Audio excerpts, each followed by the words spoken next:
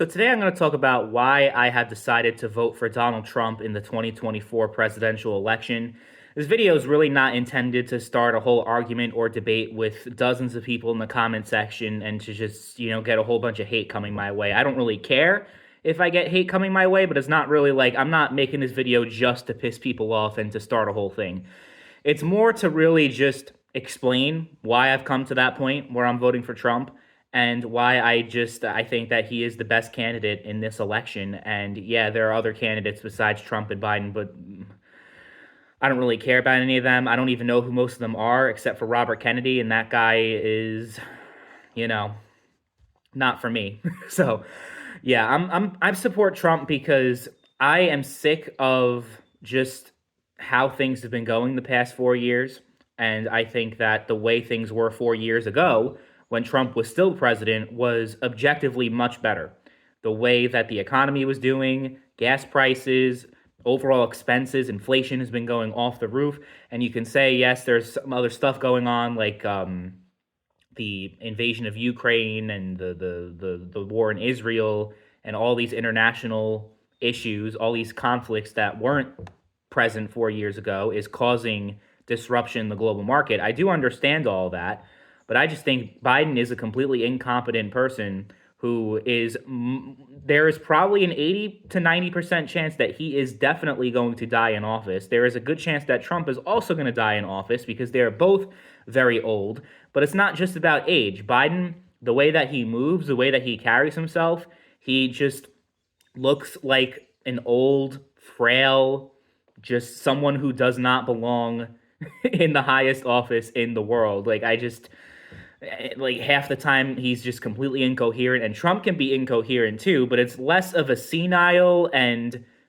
breaking down mentally sort of thing in terms of like having borderline dementia, and it's more just him just being Trump and just saying whatever the fuck he wants, and you know like it's a little bit of a different situation. um Ronald Reagan in during the 1980 debate with Jimmy Carter, he closed the debate asking the American people, "Are you better off now than you were 4 years ago?" And that one line is, what people describe as one of the main reasons why he won and why he won so big is because people weren't better off under Carter than they were 4 years before. So if I'm going to ask that same question to most of you, are you better off now than you were 4 years ago? You would be insane to say yes. I mean, I'm sure there are some people that are, but just the overall way that things are going in the economy, it there's no positive spin on it. And people are like, oh, but that, it's because of things that Trump did that fucked everything up. And now, it took a few years for it to happen, but now everything's going to shit. It's like these same gullible, fucking insufferable partisan hacks, because that's what they are. Like they just anything that Biden does is great. Anything that is going bad is not actually Biden's fault. And of course, there are Republicans that do the same thing when it comes to Trump. I'm not trying to say the Republicans are so much more morally righteous than the Democrats. That is certainly far from the truth. That is certainly not the case.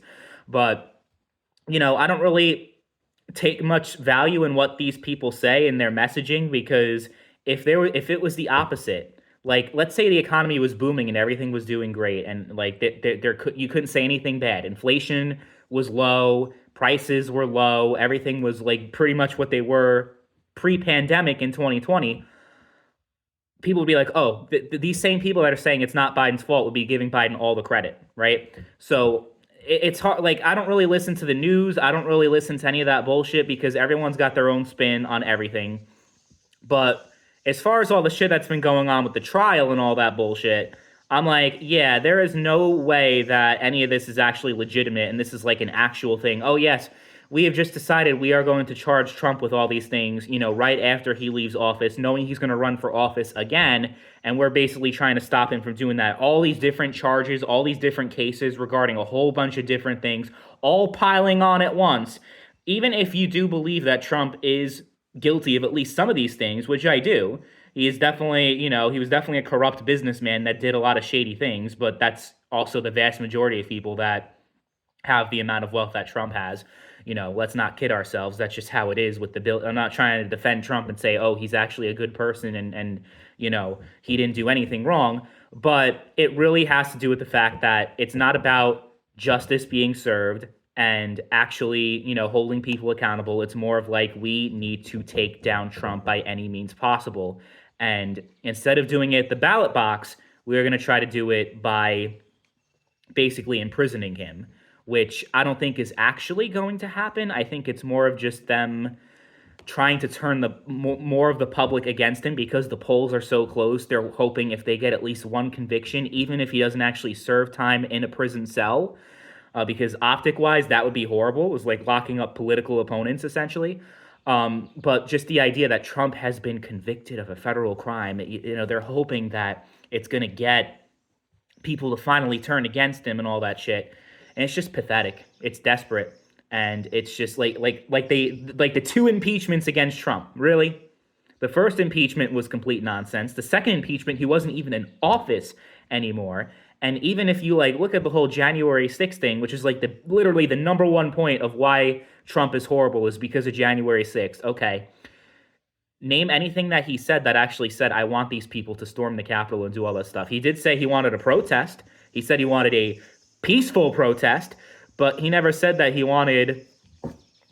actually wanted violence to occur.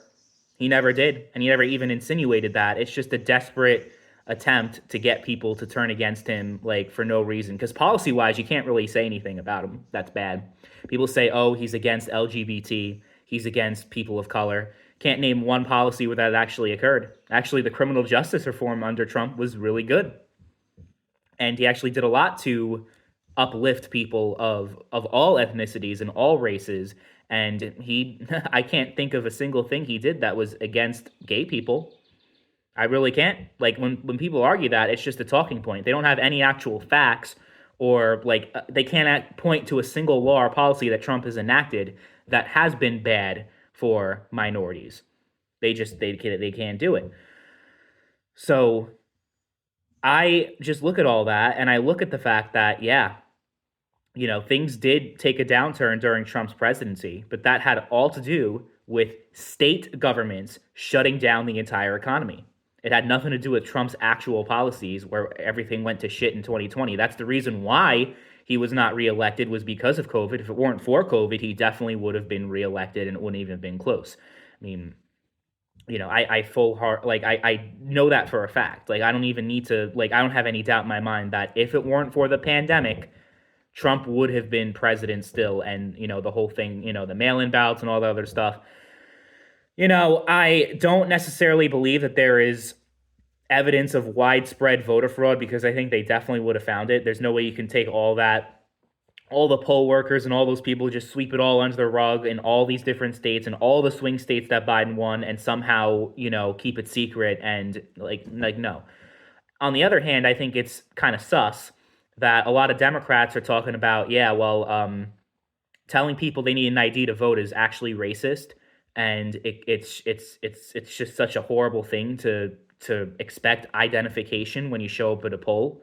Okay, you need an ID to do literally anything else in life that is less important than voting. You know what I mean? Literally everything, all the important things, opening up a bank account, fucking getting a car, doing anything in life, you need an ID. The only reason why you wouldn't have an ID or would not be comfortable presenting ID is if either you are not who you say you are when you're voting, or you shouldn't be you shouldn't be legally voting in the first place because you're undocumented or illegal or something like that, right? So I think it's completely suspicious. If you're going to the ballot and you're I don't want to show my ID. What purpose would you have for that? It's just to fucking check in. They have a list of names. It's not, they don't want to try to see who you're voting for and anything like that. It's people are comparing it to the to the fucking literacy test in the 1800s. It's ridiculous. It just is. So in full disclosure, I did vote for Trump in 2016 because I didn't want Hillary Clinton to become president, and that was literally the only reason why. I didn't necessarily love Trump back then. I thought he was a loudmouth, and I thought he showed pretty little compassion for other people, and I didn't think Character-wise, he was the right person for the job, but Hillary Clinton was just such an evil, corrupt person. I guess all these birds are fucking Democrats, Clinton supporters, and Biden supporters because they won't shut the fuck up. But it's that's the reason why I voted again. I basically voted against Hillary Clinton. I didn't vote for Donald Trump, if that makes any sense. And then in 2020, I did vote for Donald Trump. I will admit that I totally did because I liked the direction things were going in the country. Overall, like, things were improved over the previous administration, like just every aspect of life. And, I'm not necessarily a right winger. There are some beliefs that I have that would go, that a Democrat is always going to be against. Like I'm pro gun, I'm pro life, all these things that a Democrat politician will never get behind. So I guess by default, I'm not really I wouldn't be too enthusiastic about supporting a Democrat, but even some policies that I do believe in that would be considered left wing, like I support universal health care. I'm 26 years old, have no health insurance. I've been living with no health insurance for a very long time now. And, it's fucking scary living like that. But compare that, to what Trump is pretty much like deregulate everything. And I'm not a fan of that when it comes to the insurance market. And he's not really doing much, or he didn't do much to really improve the healthcare situation in the country. But neither has Biden. Biden pretty much wants to bring back Obamacare, and Obamacare was not a good thing. It was great for a lot of people, but not so great for others as well. It was kind of like just, it basically, first of all, the individual mandate is fucking disgusting. The fact, like, the bill was written by insurance companies, so it's not like, oh, they're doing this thing going against the insurance companies, helping out people. The insurance companies literally wrote Obamacare. They fucking wrote that shit. And the individual mandate was like the key thing that got all the lobbyists and the people involved in the medical industry to get behind Obamacare, was because it pretty much, while the Affordable Care Act, it gave a whole bunch of people health insurance, it also made it unaffordable for millions of other people as well. So yin and yang, you know what I mean? Like it kind of just balances itself out at that point. Like insurance premiums went up very high for my family, which was like, lower middle class, I guess you could say. I mean, we lived in New York City, so even if we made like, I think my father made like $150,000 a year, um, that in New York City isn't actually that much money. Um, so I just don't see anything like concrete that shows that Biden is actually better than Trump, and it's just more of just like, oh, Trump, he's just this awful person. He's racist. He's evil. He's a criminal and all this kind of stuff. I'm like, well, this is stuff that you're saying, but there's no actual, like, in reality, it's not actually true. Or at least there's no proof that he actually is. I mean, if you look at some comments that Biden made back in the day, in the 1970s and 1980s, but people say, oh, well, just because it's Joe and he's old and the times were different back then. Oh, whatever. It's just, I'm sick and tired of this bullshit. And I think, just the fact that they're trying so hard to stop him makes me automatically want to throw all my support behind him, regardless of anything else, honestly. I mean, that's just the fact of the matter, but also because I know what it is like to have Trump as president, and those 4 years were pretty good. So I want 4 more, absolutely.